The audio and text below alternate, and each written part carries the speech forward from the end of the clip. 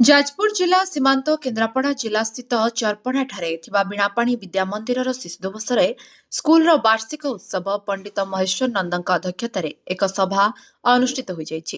ଏହି ସଭାରେ ବରିଷ୍ଠ ଶ୍ରମିକ ନେତା କଳିଙ୍ଗନଗର ପୁସ୍ତକ ମେଳାର ସଭାପତି ବିଦ୍ୟାଧର ମହାନ୍ତି ମୁଖ୍ୟ ଅତିଥି ଭାବେ, ବିଶିଷ୍ଟ ସମାଜସେବୀ ତଥା ଖୋର୍ଷତା ପୁସ୍ତକ ମେଳାର ସଭାପତି ପଦ୍ମାକର ଗୁରୁ ମୁଖ୍ୟ ବକ୍ତା ଭାବେ ଓ ସମ୍ମାନିତ ଅତିଥି ଭାବେ ଜ୍ଞାନରଞ୍ଜନ ଜେନା, ସଞ୍ଜୟ କୁମାର ସାମଲ, ଅକ୍ଷୟ ବେହେରା, ବଟକୃଷ୍ଣ ପଣ୍ଡା, ଅନଙ୍କ ଉଦୟ ବେହୁରିଆ ଓ ଉତ୍ତମ କୁମାର ଦାସ ପ୍ରମୁଖ ଯୋଗଦେଇ ଭାରତରତ୍ନ ତଥା ଦେଶର ପ୍ରଥମ ପ୍ରଧାନମନ୍ତ୍ରୀ ଜବାହରଲାଲ ନେହେରୁଙ୍କ ଦେଶ ପାଇଁ ତ୍ୟାଗ, ନୂତନ ଭାରତ ଗଠନରେ ଶିକ୍ଷା, ଶିଳ୍ପ, ସ୍ୱାସ୍ଥ୍ୟ ତଥା ବୈଦେଶିକ ନୀତିକୁ ଉଚ୍ଚ ପ୍ରଶଂସା କରିବା ସହ ଆଜି ବି ତାଙ୍କର ଦୃଢ଼ ରାଷ୍ଟ୍ରାୟତ୍ତ ଉଦ୍ୟୋଗ ପ୍ରତିଷ୍ଠା ଅବିସ୍ମରଣୀୟ ଏବଂ ତାଙ୍କର ମୁଖ୍ୟ ଲକ୍ଷ୍ୟ ଥିଲା ଶିଶୁ ହସିଲେ ଦେଶ ହସିବ।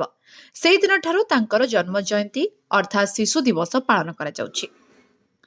ତେବେ ନିଜର ଅଭିଭାଷଣରେ ଏଭଳି ଭୂୟସୀ ପ୍ରଶଂସା କରି ପିଲାମାନଙ୍କୁ ପ୍ରେରଣା ଯୋଗାଇଥିଲେ। ଶେଷରେ ବିଦ୍ୟା ମନ୍ଦିର ପ୍ରତିଷ୍ଠାତା ସମ୍ପାଦକ ଲୋତକ ବିନ୍ଦୁ ଦାସଙ୍କ ପ୍ରଚେଷ୍ଟା ଯୋଗୁଁ ଏହି ଅଞ୍ଚଳରେ ସ୍କୁଲ ପ୍ରତିଷ୍ଠାକୁ ଉଚ୍ଚ ପ୍ରଶଂସା ମଧ୍ୟ କରିଥିଲେ। ଯାଜପୁର ଅଭିମନ୍ୟୁ ମିଶ୍ରଙ୍କ ରିପୋର୍ଟ, ଲିଭ୍ ଲାଇଫ୍ ଓଡ଼ିଆ।